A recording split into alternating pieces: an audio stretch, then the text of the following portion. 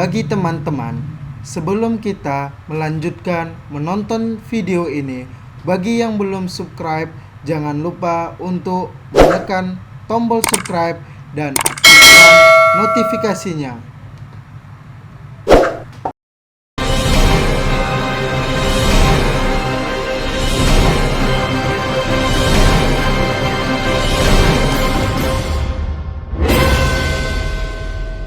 A'udzubillahi minasyaitonirrajim. Bismillahirrahmanirrahim. Assalamualaikum warahmatullahi wabarakatuh.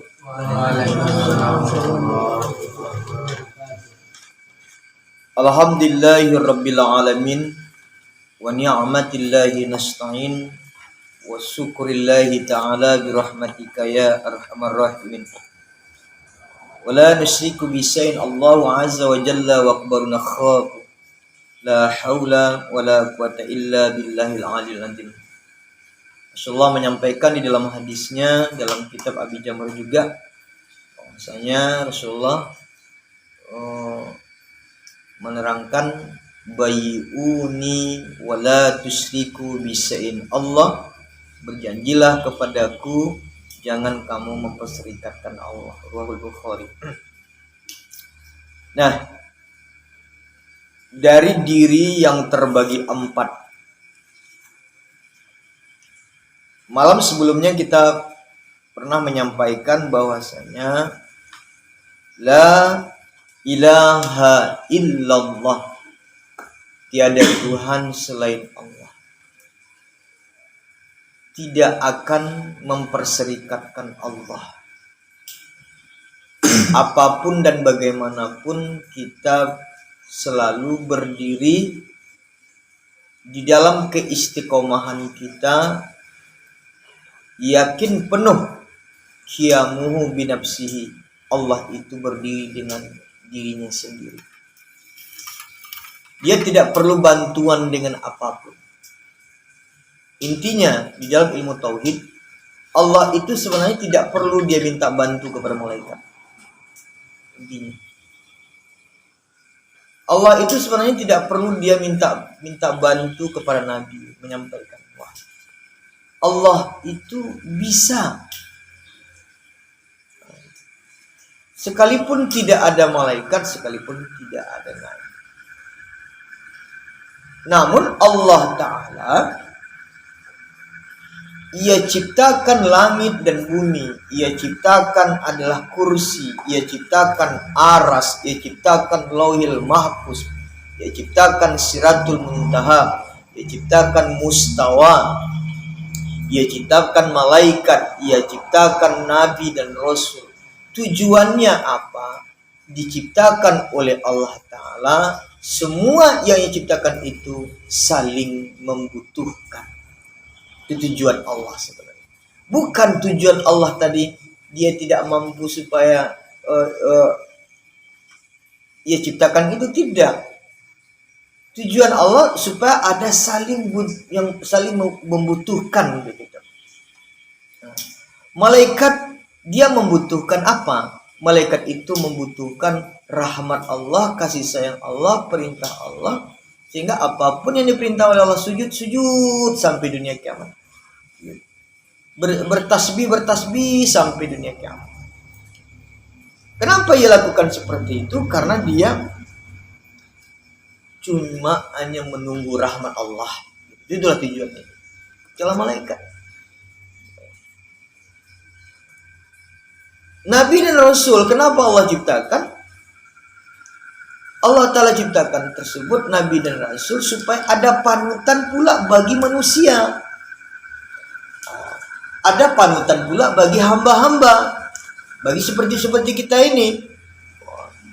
Ada Nabi Adam, Nabi Nuh, Nabi Idris, Nabi Yakub, Nabi Musa, semuanya nabi-nabi itu tujuannya adalah suri tauladan bagi umatnya.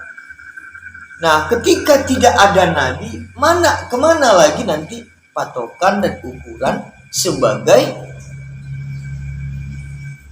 ilmu yang akan diambil, ilmu yang akan dipergunakan, ilmu yang akan dimanfaatkan untuk menyelamatkan dunia dan akhirat tentu adalah Nabi dan Rasul. Itu makanya Allah ciptakan Nabi dan Rasul sebagai panutan.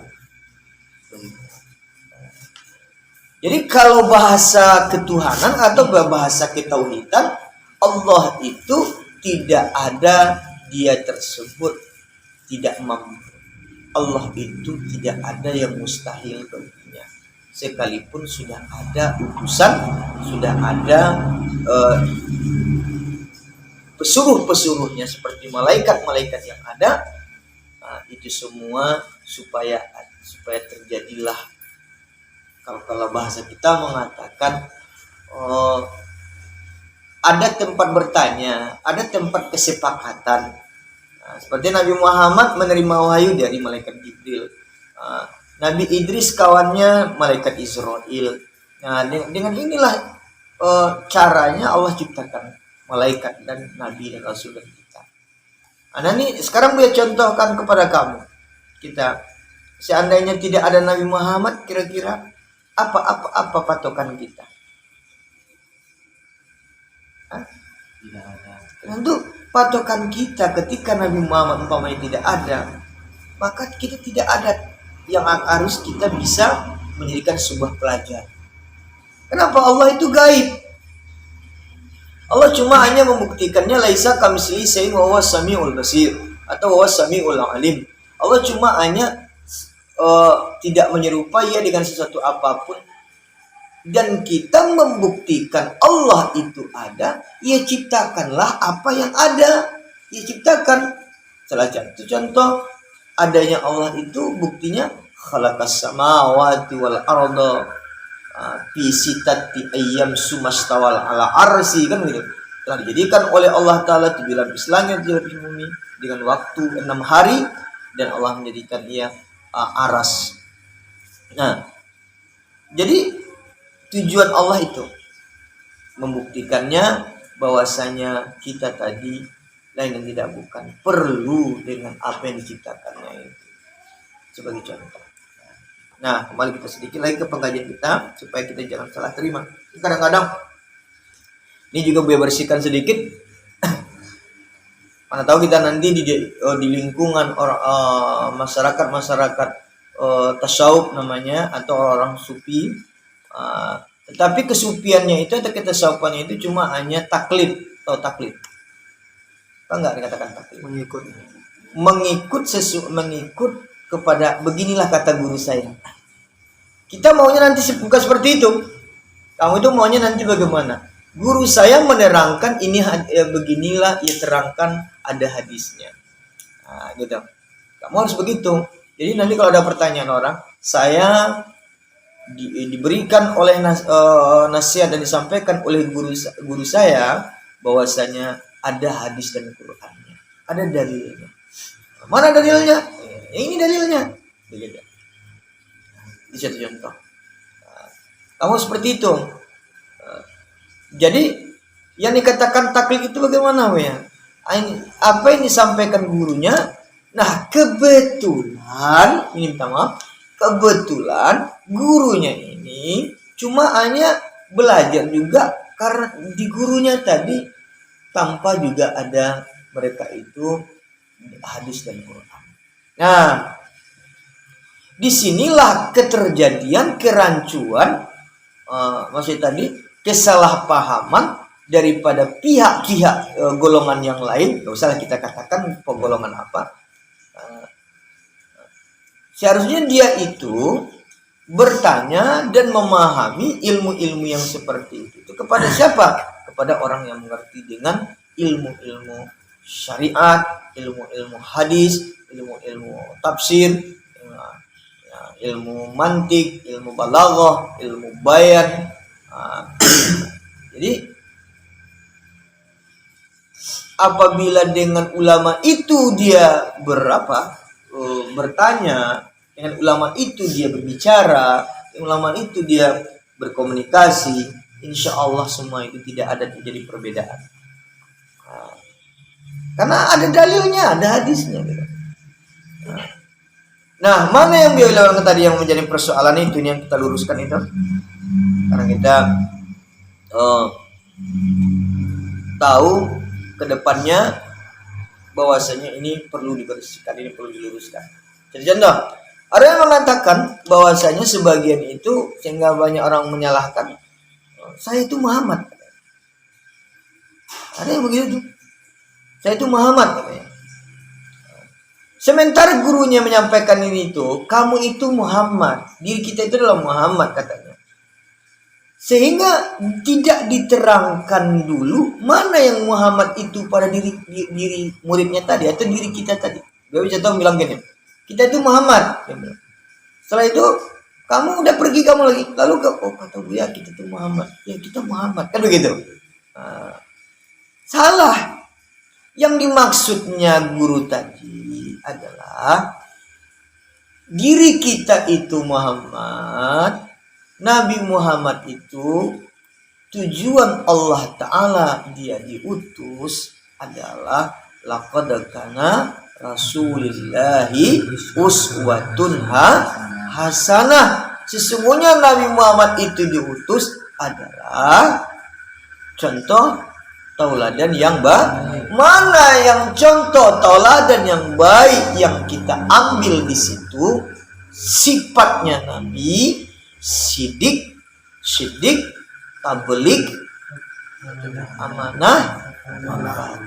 Nah, itulah yang ada pada diri kita yang akan kita ambil.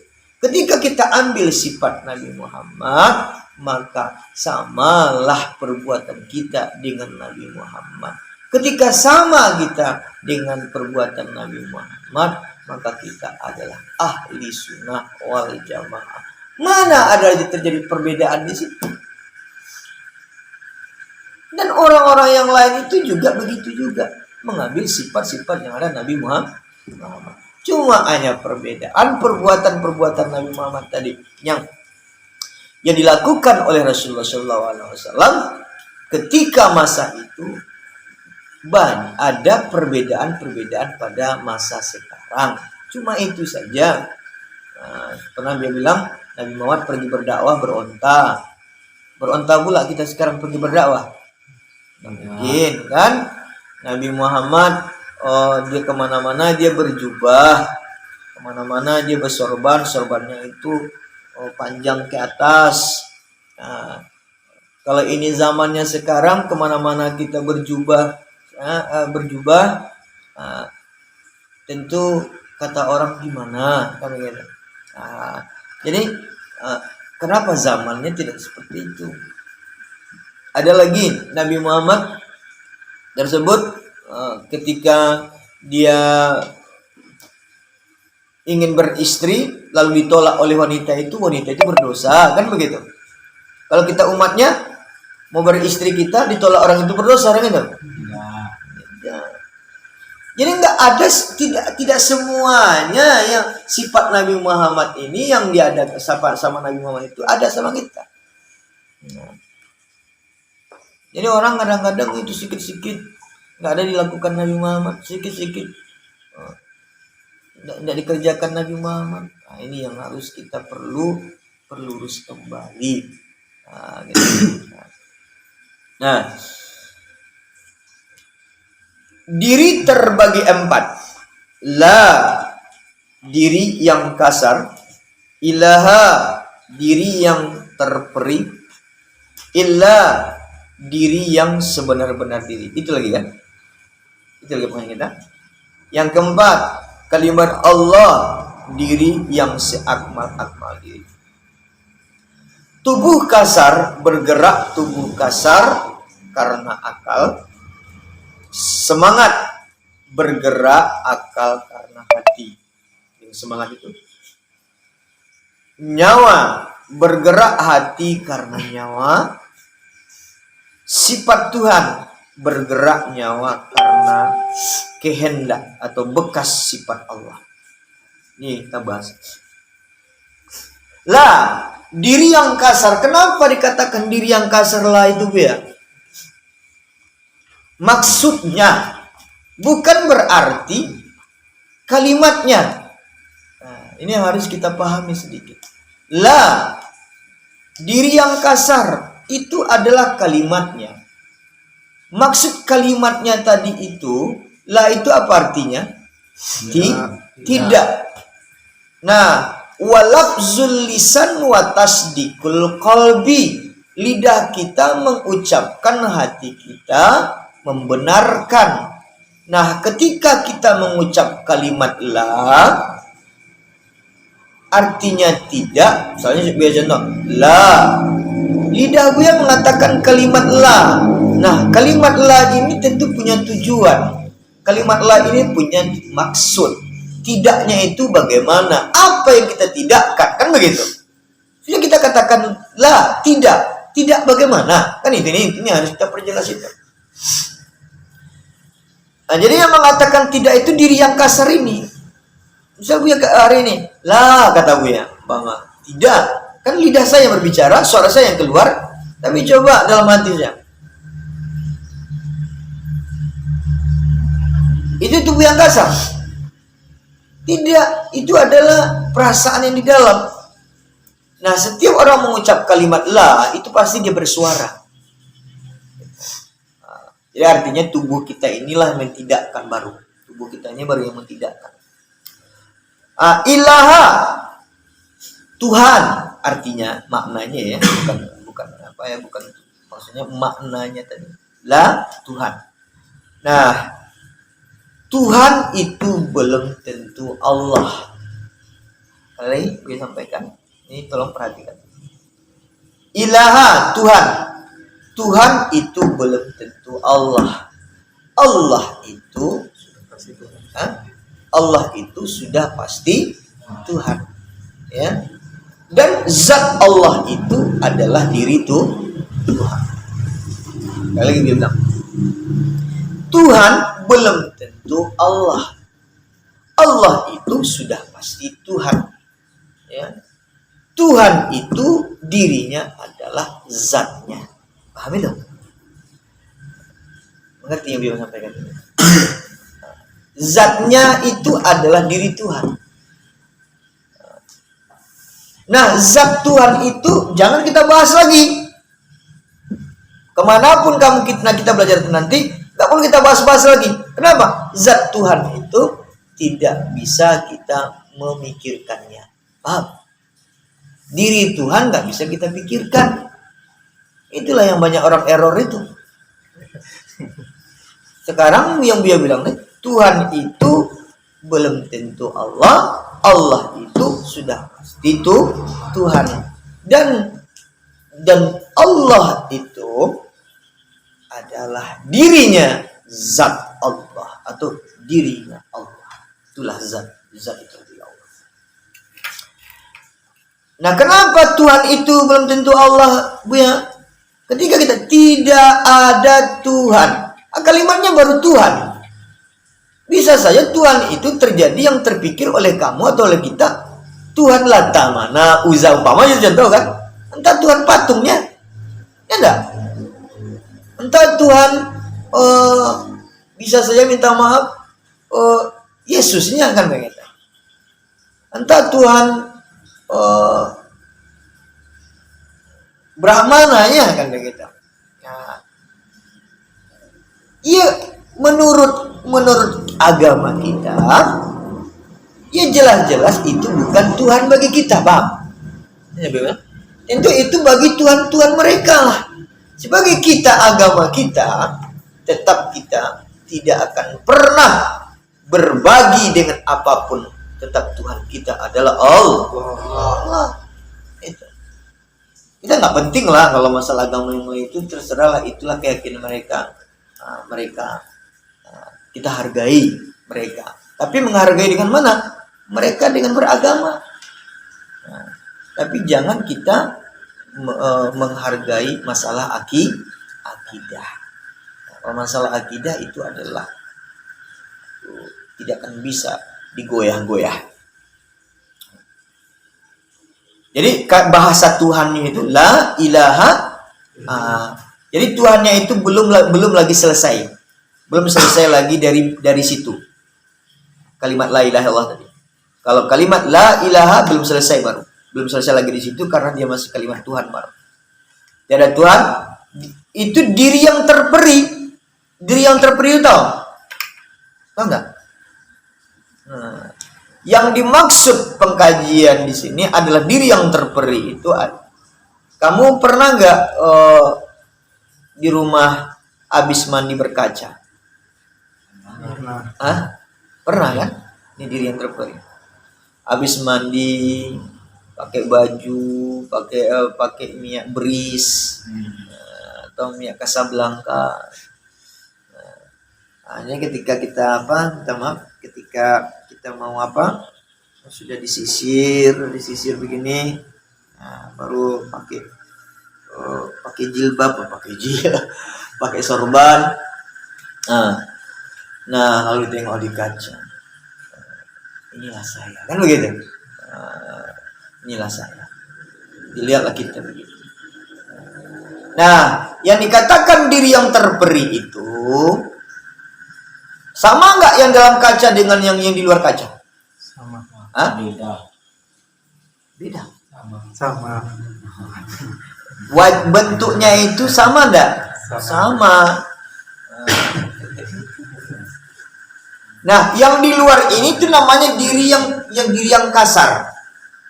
Yang di dalam itu namanya diri yang terperi. Sekarang, seandainya yang di luar ini memegang yang di dalam, bisa nggak dia pegang? Tidak, kan tidak bisa. Nah, ketika yang di luar ini memegang dirinya, memegang nggak di dalam? Yang di dalam nggak memegang lah. Ini kaca, diri yang di dalam tadi. Ketika yang di dalam itu, yang di luar ini memegang yang di dalam, terpegangnya tidak? Tidak. Ketika yang di luar ini dipegangnya, yang di luar ini megang nggak di dalam? Kan? Megang kan? Nah, begitu pula lah kita ini sebenarnya. Sekarang, ayo seandainya kita menutup mata. Sekarang misalnya ini wajahmu, tutup matamu. Yang terbayang di matamu itu bentuk wajahmu atau bentuk wajah orang lain? Sendiri. Itu wajah sendiri. Nah, kita sama Allah Ta'ala tidak cukup kita sekedar berhadapan dengan Allah Ta'ala dengan tubuh yang kasar ini saja. Perlu juga dengan tubuh yang halus namanya. Itu namanya diri yang terperi tadi. Mana yang tubuh yang halus itu ya? Itu yang dalam kaca tadi. Bentuk kita. Nah, kembali kita dalam sholat. Nah, itu untuk menyempurnakan. Dia lagi bahas. As-salatu imanuddin. Sholat itu adalah tiang agama. Sahnya wudu adalah sahnya sholat. Itu pernah kita bahas. Nah, ketika sholat kita berhadapan dengan Allah Ta'ala, ya, kita perlu kita tadi bersyariat, bertarikat, berhakikat, dan berma'rifat.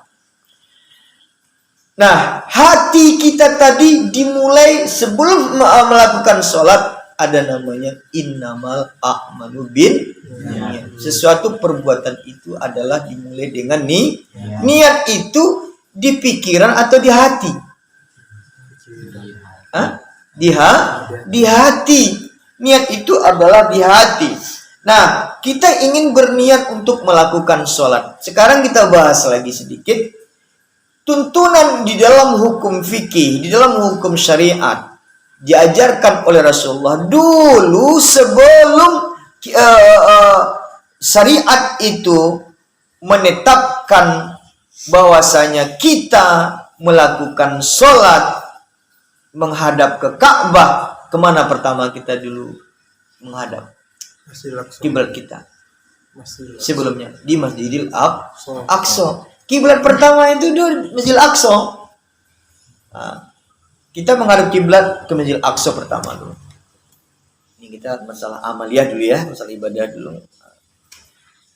Nah, lalu datang ayat lagi menganjurkan bahwasanya merubah kiblat. Kemana? Barulah ke Masjidil Haram atau ke Makkah. Sekarang pembahasan kita. Kita sudah menutup aurat, tempat sholat kita bersih semua. Nah, kan itu kan syarat-syarat ya. Kita menutup aurat, menghadap Allah Ta'ala. Kan begitu bahasanya.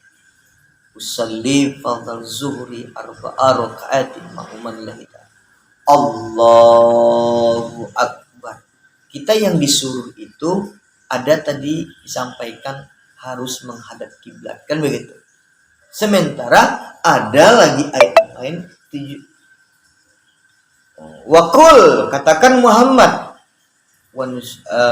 inna sholati wa nusuki wa mahyaya wa mamati lillahi rabbil. Wow, sebenarnya kalau di ayat wa mamati. Katakanlah Muhammad. Kul. Apa tadi?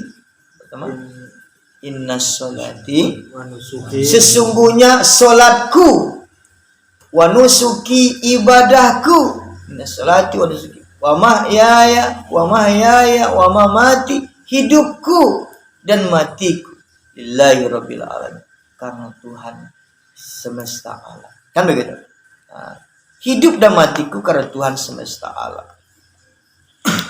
Nah, berarti kita lakukan sholat itu kan semata-mata berhadap dengan Allah itu. Kan begitu. Kok menghadap kiblat? Kok menghadap Ka'bah?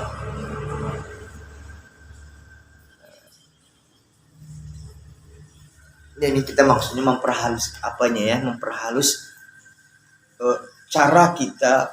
Ini sebenarnya yang kita pelajari sekarang ini, cara kita mentakarubkan diri kepada Allah. Cara kita mendekatkan diri kepada Allah. Ini saya katakan lagi, ilmu kaji diri itu, ilmu tasawuf itu tata cara supaya lebih merasakan dekat kepada Allah, lebih merasakan bahwasanya yakin kepada Allah, tidak ada yakin kepada yang lain. Tujuannya adalah merasakan supaya lebih merasakan cinta kepada Allah. Inilah kita belajar ini tujuannya. Nah, ketika kita sudah dekat sama Allah, ketika kita sudah yakin sama Allah, ketika kita sudah cinta kepada Allah, pasti Allah cinta kepada kita. Allah akan berikan apapun yang kita minta, dan Allah Ta'ala itu akan dekat dengan kita.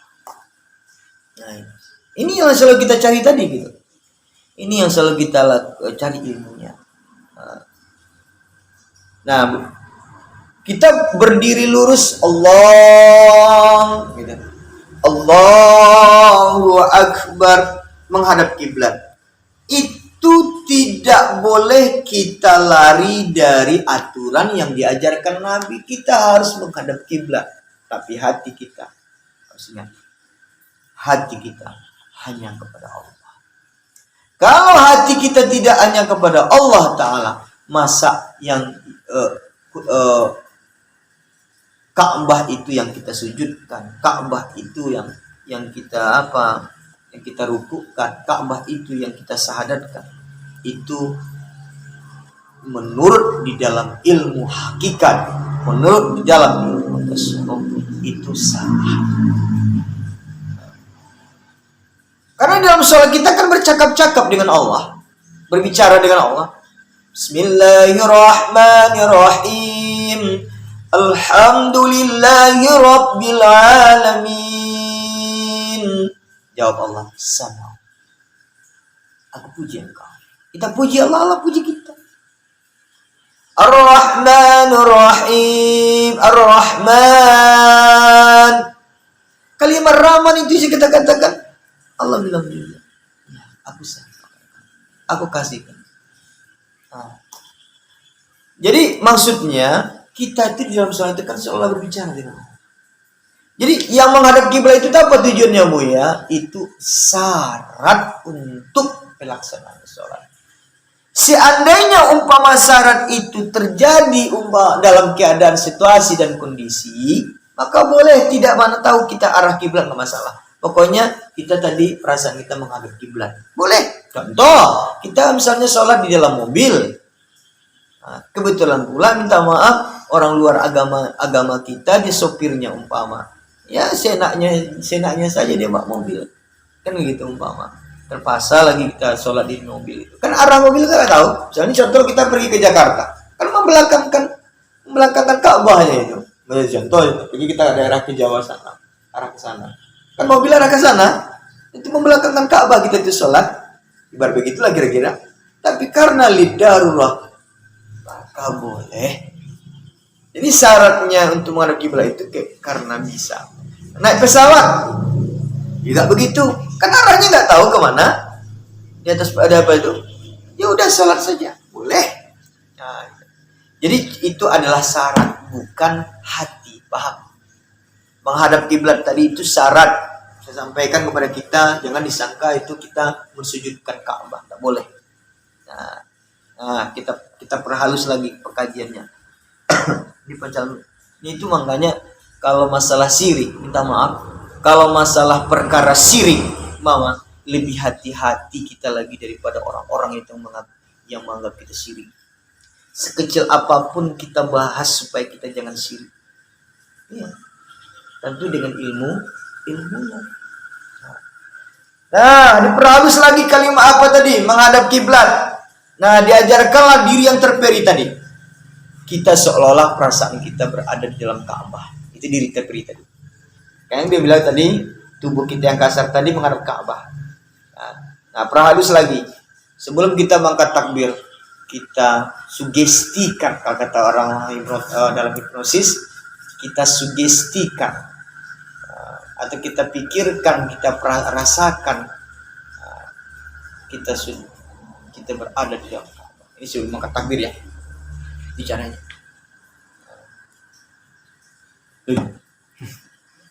Ini harus praktek ya. Ini saya sampaikan begitu kita harus cara sholat tadi harus dengan praktek. Kalau nggak dipraktekkan nggak mau. Nah, ini sebelum angkat takbir kita ngadep kiblat. Pertama syarat. Yang kedua kita sugestikan diri kita innamal a'malu biniatkan diri kita bahwa kita perasaan kita sudah dalam Ka'bah. Bagaimana caranya itu Bu ya masuk ke dalam Ka'bah itu? Sekarang kamu rasakan. Terbayang nggak oleh kamu Ka'bah sekarang? Terbayang. Ya udah yang terbayang itu kamu merasa di dalamnya. Itu caranya yang kedua, triknya. Supaya kita itu mendapatkan rasa dekat dengan Allah. Jadi orang cari-cari khusyuk.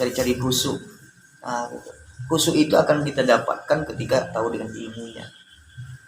Nah, sebelum ke takbir ya. Nah, ini sudah selesai lah syarat dan rukun, yang ada yang lain lah ini ceritanya. Kalau udah selesai lah berwuduknya, menutup auratnya, bersih tempatnya, menghadap kiblatnya. Setelah itu kita merasa di dalam Ka'bah.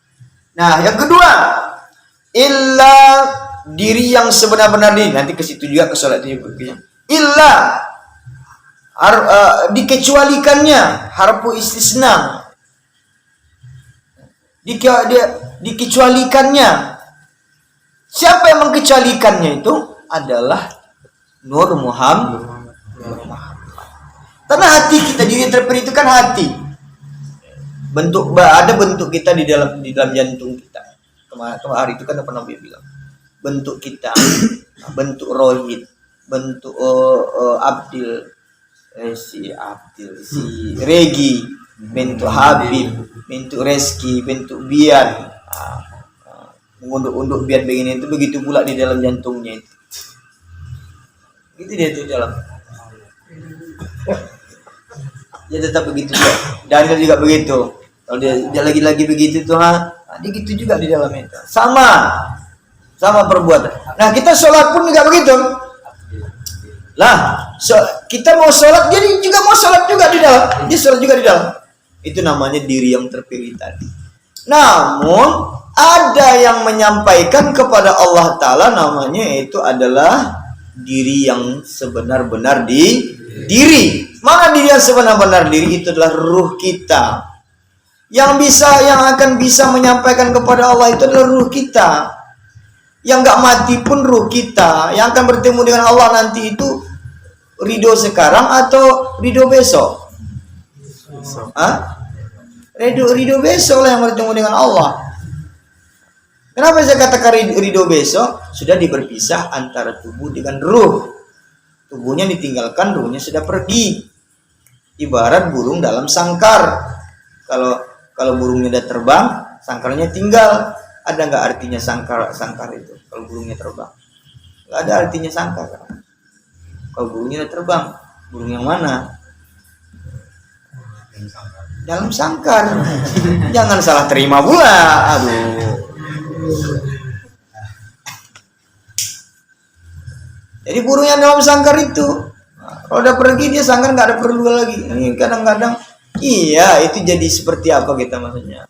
Ini kadang-kadang di YouTube atau ada di umpamanya di Facebook, si A itu tubuhnya nggak dimakan tanah, si A itu harum. Itu hanya sebatas kelebihan-kelebihan contoh yang diberikan oleh Allah Ta'ala karena di waktu dia di dunia dia berbuat baik.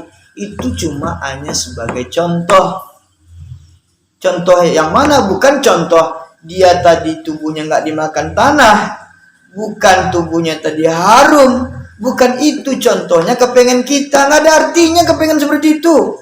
Kalau Allah kasih seperti itu, terserah Allah lah. Orang kadang-kadang itu, saya kepengen mati nanti tubuh saya nggak dimakan tanah katanya. Saya mati nanti tubuh saya harum seperti kasturi. Nggak perlu.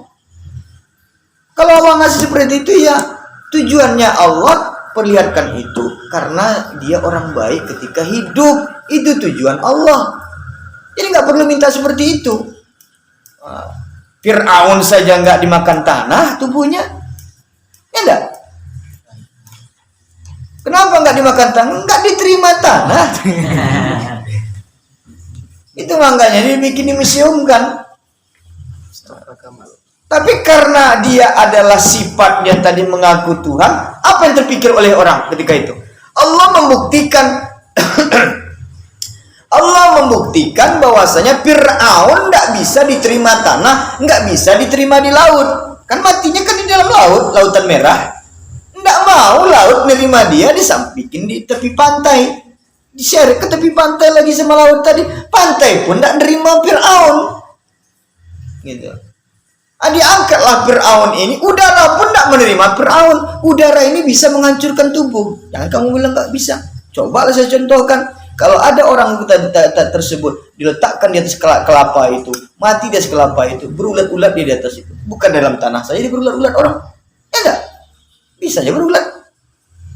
Jadi orang-orang yang kalau masalah tubuh itu bukan hanya di dalam tanah, bukan hanya di luar bukan di mana-mana. Kalau memang dia itu tubuh yang murni diciptakan Allah Ta'ala karena bukan marahnya Allah, bukan karenanya sayangnya Allah umpama, maka tubuh itu pasti hancur.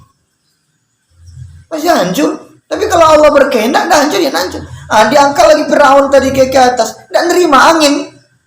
Akhirnya alam pun apapun bentuk nggak nerima. Akhir tubuhnya nggak dimakan tanah, nggak membusuk. Akhirnya di museum kelak Fir'aun tadi. Kan bentuk Fir'aun juga ya di dalam museum. Cuma hanya bedanya karena dia sudah beratus tahun. Tentu cara yang namanya kita aja nggak makan, kita aja yang hidup aja nggak makan, udah kempot, ya enggak kurus.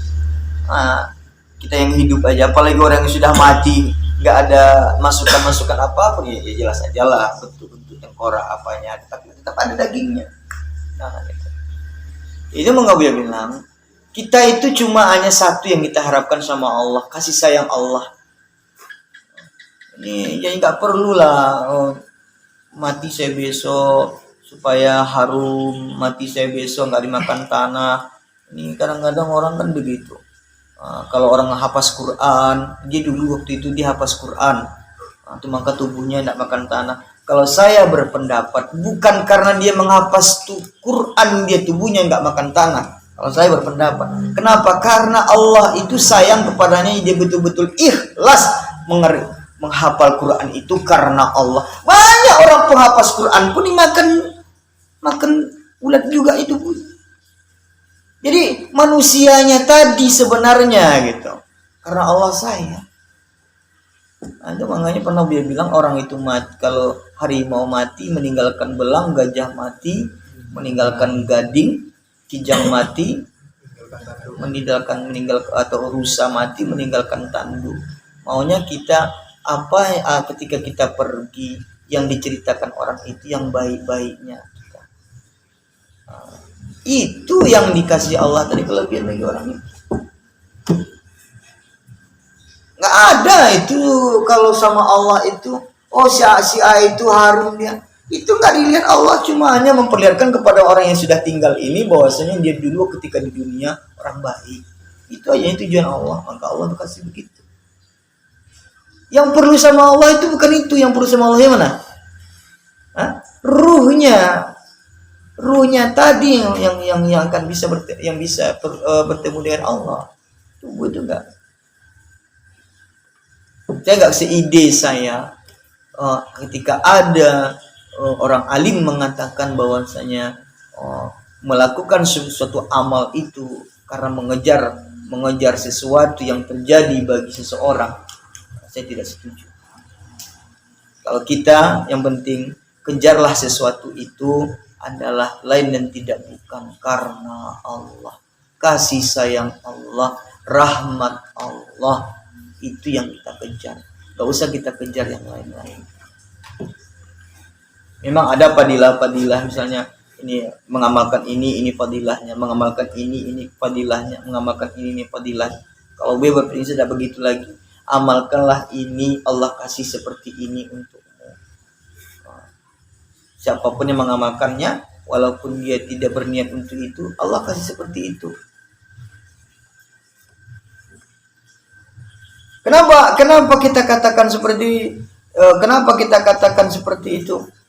Karena Allah juga bilang dalam Al-Quran, baik pun itu masalah memudaratkan maupun tidak memudaratkan, itu Allah.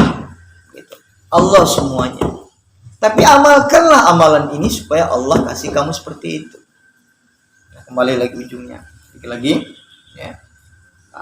Nah, ke masalah sholat tadi. Diri yang sebenar-benar diri. Nah, ketika kamu sudah di dalam Ka'bah, maka kamu sugestikan atau kamu pikirkan ketika itu dengan akidah dan keyakinan kamu bahwasanya sholat kamu tadi ruh yang menyampaikan kepada Allah.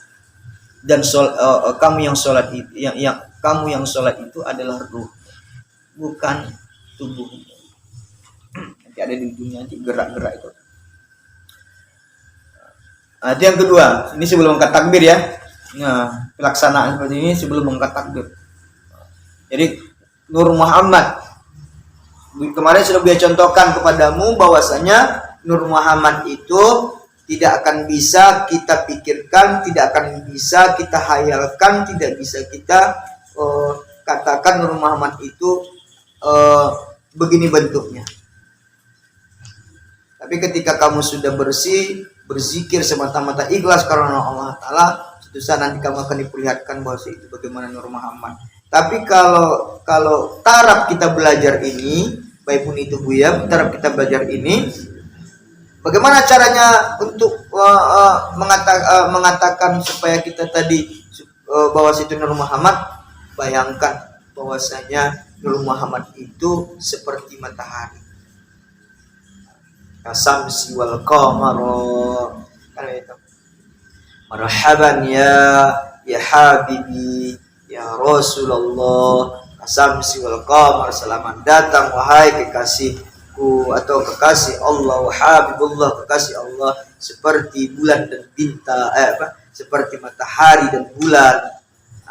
Nah, anggap sajalah matahari itu adalah Nur Muhammad. Anggap ya, jangan dibilang itu bulan Nur Muhammad.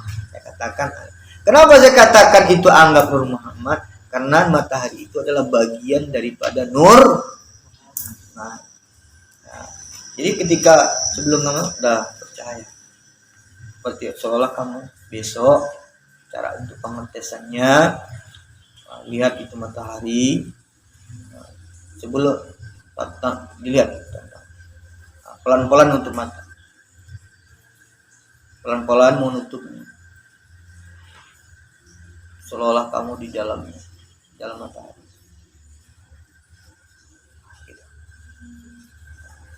Seolah kamu di dalam. Seolah kamu di dalam, seolah-olah. Ini bahasanya seolah-olah ya. Kita biar perlu lurus lagi. Seolah kamu. Matahari itu cahaya. Iya. Cahaya. Jadi biar balik lagi. Matahari itu belum tentu dia cahaya, tapi cahaya itu sudah jelas bahwasanya itu matahari. Sekali lagi bilang, matahari itu belum tentu dia cahaya, tapi cahaya itu sudah jelas matahari. Ketika kamu membayangkan matahari. Nah sekarang Buya balik lagi. Cahaya matahari itu belum tentu matahari, tapi cahaya matahari itu adalah Nur Muhammad. Harus ke situ kita lagi ujungnya sama dengannya. Jadi kalau kamu anggap masih matahari juga yang meliputi tubuhmu, belum bisa lah. Jadi ketika kamu menganggap sudah di dalam matahari itu, kamu di dalam Nur Muhammad. Paham itu? Paham itu, mengerti? Ngerti? Nah. Jadi kalau kamu masih anggap juga matahari, berarti belum belum ada ujungnya kaji kita lagi namanya. Jadi ketika kamu membayangkan dalam matahari, hilangkan mataharinya, tinggal cahayanya. Tinggalkan matahari. Yang kita pergunakan cahayanya. Yang cara yang ketiga triknya. Nah, setelah itu trik yang keempat, la ilaha illallah. Jadi karena sudah dibenarkan tadi oleh diri yang sebenar-benar diri tadi adalah ruh kita bahwasanya kecualikan tadi kan tiada Tuhan, tidak ada Tuhan kecuali Allah.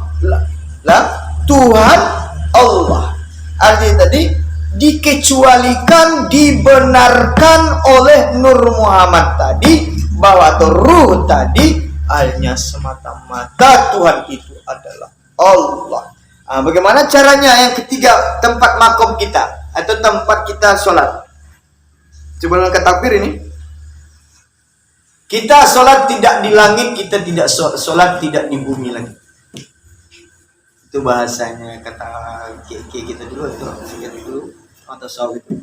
Kamu sholat tidak di langit, kamu sholat tidak di bumi. Gimana itu sholat? Kita tidak sholat di sajadah lagi. Ini tingkatan.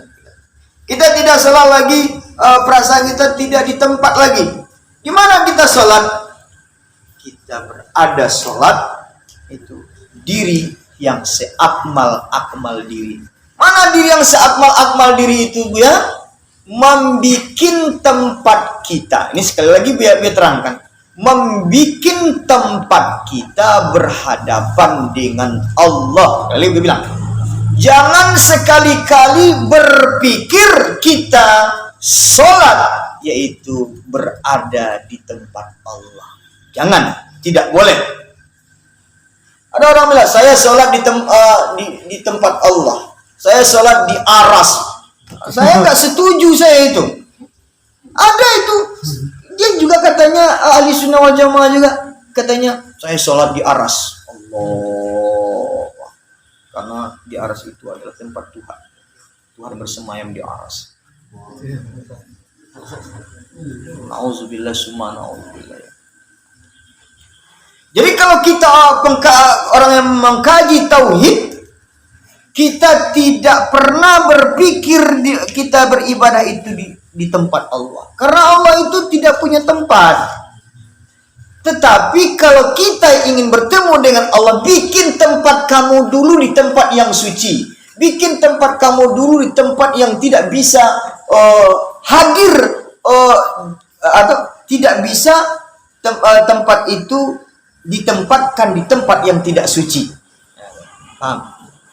Dia harus tempat itu adalah tempat yang suci dan tidak bisa tempat itu ditempatkan ditempatkan di tempat yang tidak suci. Mana dia? Adalah kalimat Allah. Kalimat Allah yang saya katakan. Ini saya katakan lagi. Di kalimat Allah Allah. Kenapa di kalimat Allah itu kita sholat? Nah, ini lagi. Gitu. Jadi begini. Zikrullah. Kalimat Allah, Allah, Allah, Allah gitu. Ini dicontohkan. Ini. Jadi kan matahari kan bulat. Ya, ini biasa contohkan. Nampak? Kan tadi kami bilang kan cahaya. Ini kan cahaya, ini bukan matahari. Gitu. Ini adalah cahaya. Sebelum ini angkat takbir ya, sebelum angkat takbir. Ini adalah cahaya. Nah, maka timbullah kalimat Allah Allah itu. Ini kan kalimat Allah Allah di tubuh kita. Gambarnya ya. Ini biar jelaskan sedikit. Ini ada di tubuh kita adalah kalimat Allah Allah Allah Allah Allah Allah. Dari mana terbitnya Bu ya? Dari kalimat zikrullah yang kita yang biar terangkan kemarin adalah kalimat Allahu Allahu Allah Allahu zikrullah katsiran la'allakum tuflihun. Wa zikrullah katsiran la'allakum tuflihun. Berbanyak-banyak berzikir karena itu adalah orang yang beruntung. Nah, berapa banyaknya ini titiknya di tubuh kita? Banyaknya 70.000 titik banyaknya. Ketika kamu bernapas, jantungmu Allah Allah Allah satu kali dia hidup 70.000 kali. Dia akan terbit 70.000 kali di tubuh kita. Nah, yang 70.000 di tubuh kita ini dia akan keluar. Dia akan keluar. Dia akan keluar di cahaya ini. Dari Allah Allah Allah, Allah juga dari cahaya. Nah, dia akan melingkar seperti terus sampai meliputi sekeliling tubuh. Ini kan sudah meliputi sekeliling tubuh ini kan? Dia meliputi sekeliling tubuh kan? Sampai dia meliputi sekeliling tubuh. Nanti perasaan dia meliputi sekalian alam. Dia juga seperti ini. Gak ada kita lagi terdinding oleh dinding rumah ini. Tempat majelis talim kita ini. Tidak ada lagi terdinding lagi dengan apapun. Kita sudah merasa di dalam ini semua. Di dalam kalimat Allah. Kalimat Allah atau nama Allah itu adalah qadim. Kalimat Allah itu adalah kalimat baqa, tetap. Kalimat Allah itu adalah kalimat yang tidak bisa diumpamakan dengan nama yang lain. Tidak bisa. Paham? Nama Allah itu adalah taksis khususah, hanya teruntuk Allah. Ya kan? Ada nama orang Allah. Hah? Kalau ada orang nama Allah tembak patui. Tembak ronggur. Langsung mati itu kalau orang yang bikin nama Allah. Nama saya Allah katanya. Langsung mati itu. Yang coba-coba. Yang tahu orang pula kan. Tapi ada orang yang bikin nama orang Rasulullah. Yang tidak boleh itu tunggal saja kalimatnya, nggak boleh. Abdullah boleh. Kan begitu. Tapi kalimat Allah itu kalimat Allah itu khusus hanya untuk Tuhan. Tidak boleh dipakai oleh ciptaan Tuhan. Nah, di dalam namanya lah kita. Nah, kita perhalus lagi nih, hati-hati ya. Hati-hati dengan pembahasan ini sedikit. Antara nama dengan diri atau dengan zat Allah, atau di antara nama dengan Allah, di antara Allah itu kan namanya. Ya. Kan dia bilang tadi kan, yang Tuhan itu kan zatnya. Yang dirinya itu kan zatnya. Yang Allah itu kan namanya. Tapi kalau tanpa ada nama, bisa nggak kita kenal zat? Tidak. Tanpa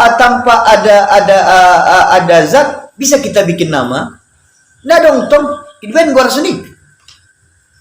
Karena nggak ada, dibikin nama begitu. Kan nggak mungkin. Nah, perhatikan ini ya. Nah, ini perlu sekali nih terangkan ini.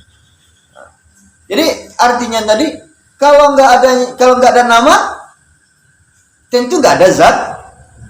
Kalau nggak ada zat, tentu nggak ada nama. Nah, antara nama dengan zat ini nggak bisa dipisah. Mana bisa kita memisah nama dengan zat? Nah, kita berada di namanya. Di mana ada nama, di situ ada zat. Di mana di mana itu di situ zat, itu jangan dipikirkan. Paham? Nanti kamu bilang, kalau kamu sudah berada di dalam nama Allah begini, Disitulah Tuhan. Jangan coba-coba. Paham itu? Yang dia bilang. Kan sudah kita kaji tadi, jangan bikin Tuhan itu di kiri, di kanan, di muka, di belakang, di dalam nama Allah, di dalam Nur Muhammad. Tidak boleh. Jangan sekali-kali seperti itu. Pokoknya bikin sajalah tempat kamu berhadapan dengan Tuhan. Tuhan itu dekat denganmu.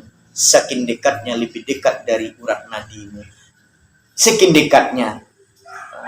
Tapi dekatnya surat nadi itu jangan dipikirkan pula. Di sini Tuhan, jangan begitu pula. Paham yang dia bilang tadi? Pokoknya Tuhan itu dekat. Ketika kita sudah berada, kita di dalam nama Allah, Tuhan itu dekat dengan kita. Tidak di kiri, tidak di kanan, tidak belakang, tidak di muka, tidak jauh, tidak dekat, tidak berjarak. Pokoknya Tuhan dekat kita. Di mana dekat Tuhan itu dengan kita, itu urusan Tuhan. Paham itu? Sekarang urus tempatmu, jangan urus tempat Tuhan. Itu maksud. Itu biar bilang kita belajar tasawuf ini. Tidak perlu kita mengurus tempat Tuhan. Di mana tempat Tuhan? Yang perlu kita urus adalah tempat kita. Kalau urusan Tuhan itu urusan kita. Sekarang urusan tempat kamu. Di mana tempat kamu? Seakmal diri di dalam lautan zikir. Yang bilang lautan zikir. Seakmal diri. Muliakan dirimu berhadapan dengan Tuhan. Tempatkan dirimu di tempat yang mulia, bahwasanya berhadapan dengan Tuhan, supaya Tuhan memberikan kemuliaan untuk antara nama dengan Tuhan tidak akan bisa dia berpisah. Tapi di mana Tuhan itu bukan urusan kita. Uruslah tempatmu berhadapan dengan Tuhan. Masalah tempat Tuhan itu bukan urusan kita. Itu kuncinya. Paham itu? Anda paham itu caranya tadi? Itu caranya. Nah, tubuh yang kasar bergerak, tubuh yang kasar itu karena akal. Maksudnya begini, tubuh kasar itu bergerak karena tubuh kasar tadi, apa yang menggerakkan? Akal. Semangat bergerak akal karena hati. Nyawa bergerak hati karena nyawa. Sifat Tuhan bergerak nyawa karena kehendak atau bekas sifat Allah. Ya, balikkan lagi kalimatnya. Sifat Allah menggerakkan nyawa. Paham? Kehendak Allah menggerakkan nyawa.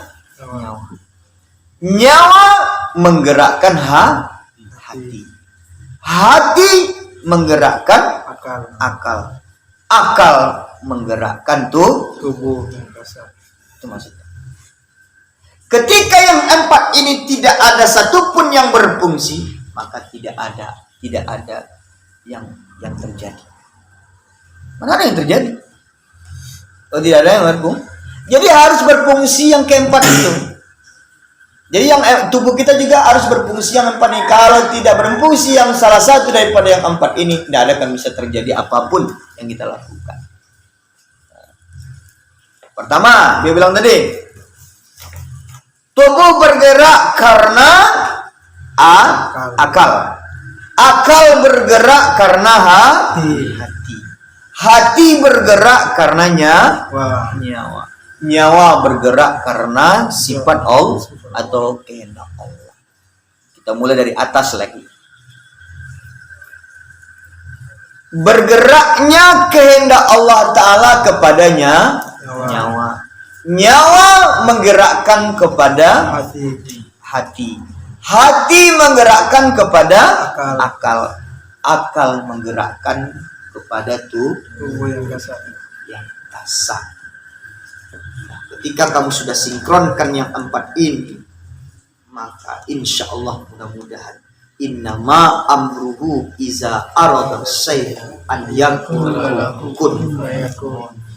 Sesungguhnya Allah bermaksud, itu tadi. Sesungguhnya Allah bermaksud kepada nyawa. Innama amruhu iza arada syai', apabila ia bermaksud kun, jadilah. Kemana katakannya? Dikatakannya kepada ruh. Ya. Ruh tadi menerima apa yang disampaikan Allah, kun payakun. Kata Allah, sampaikannya kepada ruh tadi, kun payakun. Jadi maka jadilah. Kepada siapa? Kepada nyawa tadi, kepada Nur Muhammad tadi. Nur Muhammad tadi menerima apa yang ditentukan Allah, kun payakun tadi. Sudah saya terima ya Allah. Maka ia sampaikanlah kepada hati. Begini bikin, dibilangnya sama hati tadi. Lalu hati ini ia sampaikan pula kepada akal. Akal berpikir. Apa yang pikirkan akal tadi? Nah, ini yang saya lakukan. Gitu. Maka tubuh yang mengerjakan. Paham itu? Tubuh yang mengerjakan. Kamu juga begitu. Sebelum kamu dari masjid atau dari pondok tadi, sebelum kamu datang ke sini, melangkah kamu datang ke sini, itu Allah Ta'ala sudah berkehendak dulu kepada Nur Muhammad. Kun payakun Muhammad, Nur Muhammad. Saya terima. Katanya ruh tadi. Ruh tadi menyampaikan kepada hatimu. Tadi ini Fadil nggak datang karena belum Allah berkehendak kepada ruhnya. Cuma kan mungkin saya tertidur atau tertidur. Lalu dia bilang sama hati kita, iya ya kita belajar ini malam ini. Kita semangat lah. Datanglah kepada akal pula, bilang, oh iya ya dipikirkannya. Aduh, kata akal tadi kepada tubuh, ayo berangkat. Nyampe kan kamu ke sini belajar kita. Gitu maksudnya. Paham itu? Ini pengolahan ini. Barulah ada ujung ayat tadi surah Yasin tadi. Subhanallazi biyadihi malakutu kulli syai' wa ilahi turja'un. Maha suci Allah Ta'ala, subhanallazi biyadihi. Malakutu dengan kekuasaannya, malakutu dengan kerajaannya, biadihi dengan kekuasaan dan dengan kekuasaan kerajaannya, malakutu kulli seluruhnya, tiap-tiap syai'in sesuatu, ilahi turja'un, kembalikan kepada Allah. Kembali semuanya kepada Allah Ta'ala. Tapi kalau orang yang memaknakan Quran tadi yang tidak mengerti dengan makna biadihi itu, yad itu apa artinya kalau bahasa Arab? Tangan. Inilah orang-orang yang katanya kita yang tidak hati-hati dalam kesirikan. Dia sendiri yang tidak hati-hati dalam kesirikan. Kadang-kadang ia maknakan biyadihi dengan tangan kerajaan Tuhan. Itu diartikannya dengan tangan kerajaan Tuhan. Padahal tangan di situ tuh artinya adalah kekuasaan. Jangan bikin. Jadi kalau ada kan nanti nih pesan saya, kalau ada nanti bahasa-bahasa yang menyerupai kalimat itu dengan kalimat ciptaan Tuhan, itu kembalikan itu dengan bahasa kekuasaan. Paham? Jangan nanti Tuhan menciptakan aras itu dengan tangannya. Tuhan menciptakan Lauhul Mahfuz itu dengan tangannya. Tuhan itu turun sepertiga malam. Ngapain Tuhan turun sepertiga malam?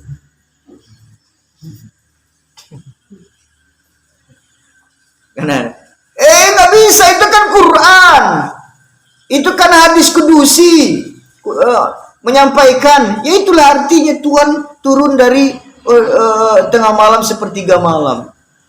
Maksudnya bukan Tuhan itu turun. Maksudnya adalah rahmat Tuhan. Di situ sering datangnya di sepertiga malam itu. Saya sampaikan kepada kamu, Nabi Musa. Nabi Musa, saya mau dan yakin kepadamu, mengakui kamu Nabi, kami mau mengikuti akidah kepadamu, bahwa kamu mau kami masuk ke dalam agamamu, kata Bani Israel. Tapi dengan syarat, temukan kami dengan Tuhanmu.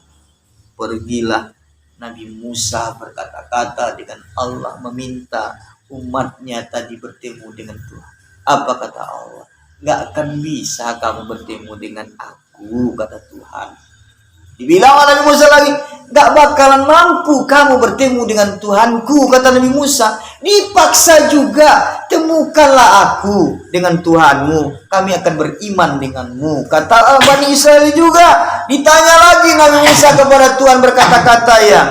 Lalu apa jawab? Gak akan bakalan bisa kamu bertemu dengan aku, kata Allah Ta'ala. Dibilang Nabi Musa, dipaksa. Nah, katakan kepada mereka, ajaklah mereka ke Bukit Tursina untuk melihat aku, kata Tuhan.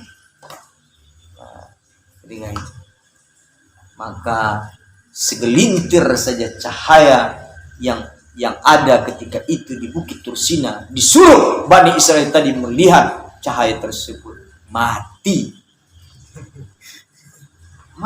Bani Israel ketika itu.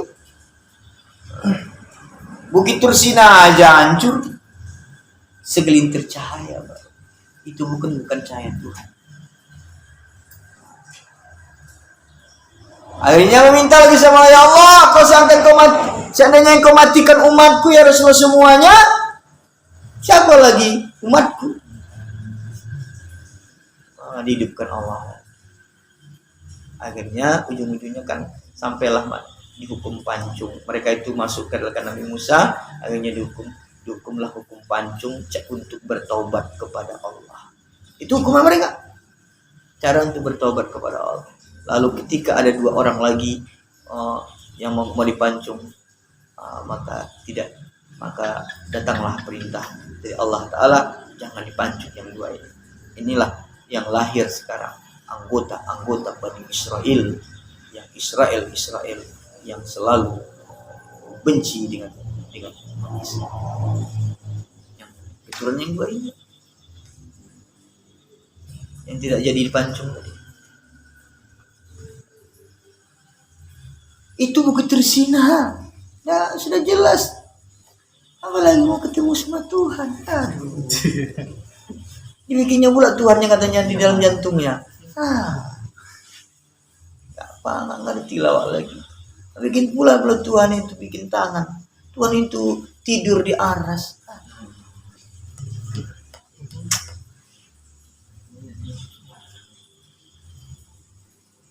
Ya enggak? Jangan kamu sangka orang tasawuf itu kata syirik, sesat, lebih hati-hati lagi orang tasawuf ini daripada orang yang menyatakan sesat itu. Lebih hati-hati kita lagi. Kan hati-hati kita itu. Sedangkan sholat saja kita berhati-hati, kita menghadap Ka'bah itu. Ayunya tadi kan.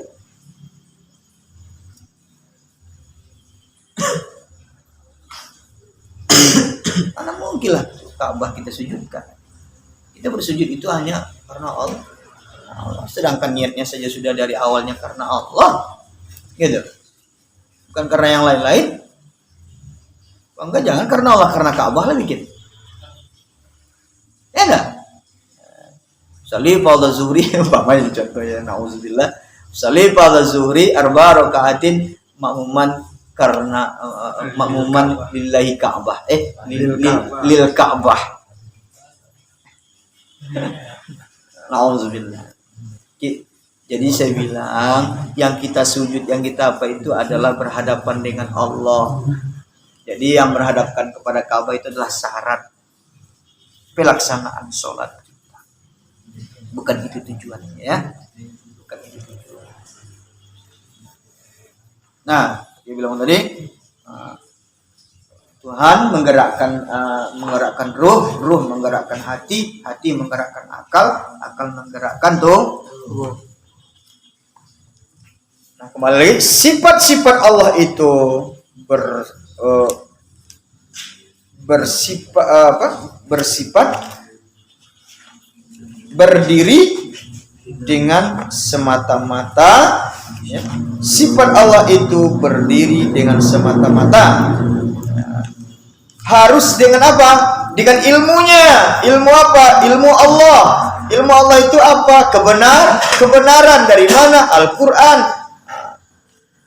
Nah, kebenaran itu dalam Al-Quran itu mana Bu ya? Kebenaran itu belajar supaya kita dapatkan. Cari ilmunya. Kalau nggak belajar, nggak cari ilmunya sama guru, ya nggak dapat kebenaran.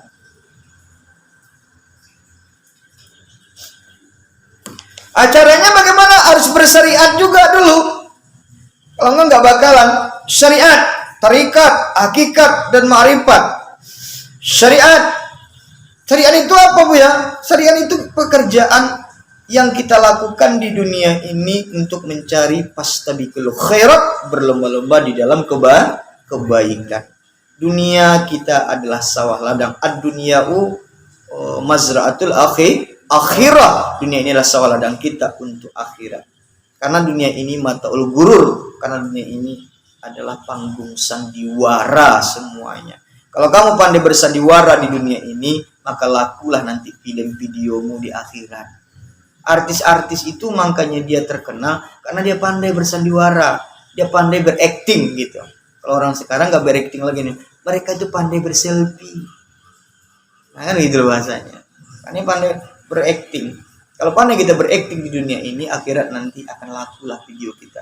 Tapi kalau nggak pandai kita berakting di dunia ini, ya siapa yang akan kepengen nengok video kita? Nah, itulah kebaikan lah ya.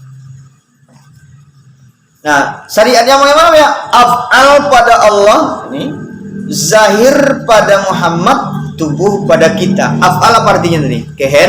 Kehendak. Af'al artinya adalah kehendak atau perbuatan Allah. Zahir pada Muhammad, perbuatannya maksudnya tadi Allah berkehendak Nabi Muhammad itu uswatun hasanah. Allah berkehendak Nabi Muhammad itu adalah sebagai nabi dan rasul, begitu. Itulah sebagai panutan untuk kita. Nah, panutan yang kita dapatkan dari Nabi Muhammad secara zahirnya, maka tubuhlah pada kita. Nah, tubuh yang pada kita tadi zahir pada Muhammad. Zahir Muhammad itu adalah kehendak Allah. Maksudnya apa? Kita lakukan sesuai dengan apa yang dilakukan oleh Rasulullah. Juga ke situ juga itu secara syariat. Tarikat, asma pada Allah, jalan pada Muhammad, nyawa pada kita. Maksudnya, orang yang sudah belajar ilmu jalan atau ilmu tarikat, maka mereka akan belajar masalah asma. Apa yang dikatakan asma Buya? Adalah Allah. Itu asma namanya. Asma itu nama ya. Allah. Jadi pada Allah. Asma. Bagaimana zikirnya Allah pada diri kita? Zikirnya Allah. Jalan pada Muhammad. Artinya apa? Dengan zikir Allah tadi, 70.000 titik yang dia bilang tadi, tempat kita tadi, meliputi sekalian tubuh, meliputi sekalian alam. Nama Allah yang kita lihat sebelum angkat takbir ini, berarti itu cara jalan kita untuk menuju Allah. Itu cara jalan untuk menuju Allah. Jalan menuju kepada Allah. Menuju kepada Allah. Siapa yang melakukan itu? Nabi Muhammad. Kapan Nabi Muhammad mengatakan itu? Iqra bismi rabbika. Bacalah Muhammad. Apa yang dibaca? Sebut nama Tuhan. Coba Iqra, sama-sama. Iqra bismi rabbikal ladzi khalaqal insana min 'alaq. Di situ saya sudah jelas. Iqra bismi rabbikal ladzi khalaq. Sebutlah wahai nama Tuhanmu. Khalaq apa artinya? Perbuat ciptaan. Yang telah diciptakan, yang dijadikan. Sebut nama Tuhan. Apa yang disebut nama Tuhan? Nama Tuhan apa yang disebutnya oleh Nabi Muhammad? Allah. Jadi nama Allah tadi. Ada alasan lagi orang tasawuf itu adalah melakukan tidak pernah sesuai dengan yang dilakukan Rasulullah itu kan melakukan zikirnya itu yang kalimat Allah itu kan di Gua Hira. Lu enggak ke Gua Hira aja buya-buya itu mursid itu ngapain kita ke sana? Itu kan untuk Nabi. Untuk kita ke sana tujuannya adalah ke Gua Hira itu. Kalau ketika kita pergi umroh atau pergi naik haji, kepengen kita untuk membuktikan kekuasaan Allah Ta'ala, bagaimana tempatnya Nabi Muhammad itu berkhalwat, menyendiri, khalwatnya menyendiri di tempat yang sempit. Masya Allah, sangat betul-betul lah Rasulullah tadi di Gua Hira itu sempit sekali tempatnya. Cuma hanya satu orang yang bisa sholat di situ, sempit. Itu pun kita pun sholatnya pun kadang berdiri pun payah, sempitnya. Disitulah Rasulullah tadi membuktikan apa? Membuktikan sangat begitu takutnya lah Nabi Muhammad sama Allah Ta'ala, sehingga dia kepengen menyendirikan diri untuk bertemu dengan Allah, untuk mencapai mendekatkan diri kepada Allah. Nah, kita di sini tidak mungkin pula lagi kita bikin pula gua. Cukup aja lah kita bikin kain apa seperti Rasulullah jalan itu. Dalam itu kita berzikir. Untuk tujuannya apa? Untuk tujuannya menyatukan diri kepada Allah tanpa kita lihat kiri dan kanan bahwasanya ada lagi dunia. Di kanan kita ada kain, di belakang ada kain, di muka ada kain, di belakang ada kain, di muka ada kain, di belakang ada kain. Kita fokus semata-mata menghadapkan diri kepada Allah, bahwasanya kita tadi adalah hamba yang lemah dan tidak daya upaya kecuali kekuatan Allah. Kita sebutlah nama Allah, kita panggillah Allah untuk mendekatkan diri kita kepada Allah Subhanahu wa Ta'ala. Itu tujuan kita. Supaya untuk menenangkan tempat itu tujuannya.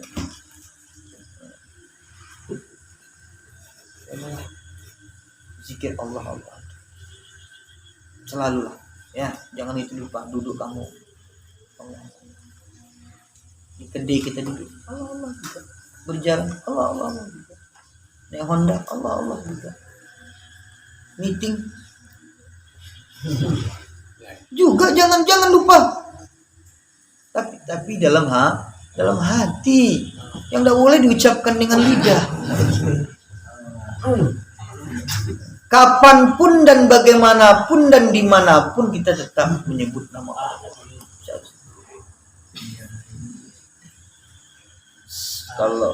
Kalau Imam Ghazali ya, sedetik aja dilupa sama Allah katanya.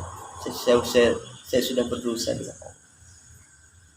Sedetik lupa dia katanya sama Tuhan, sudah merasa berdosa dengan Allah. Kita berapa lama itu lupa sama Allah.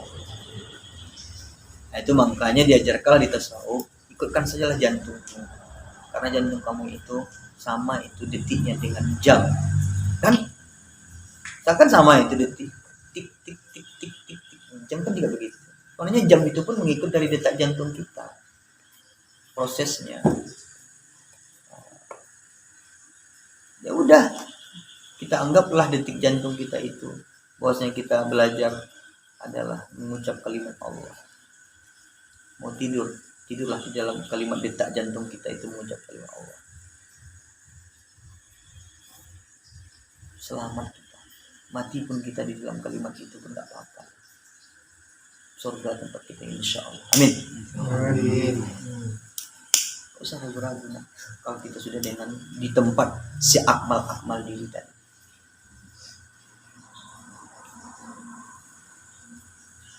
Dan untuk ke depan minggu besok ma'arif hakikat sifat pada Allah, amal pada Muhammad, rahasia pada kita.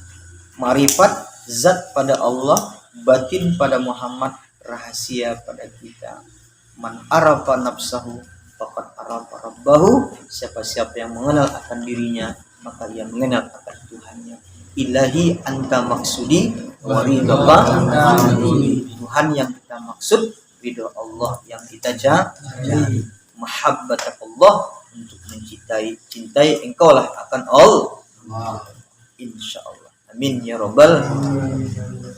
Alhamdulillah, subhanaka wa bihamdika asyhadu la ilaha illa anta astaghfiruka wa atubu ilaik. Assalamualaikum warahmatullahi wabarakatuh. Waalaikumsalam.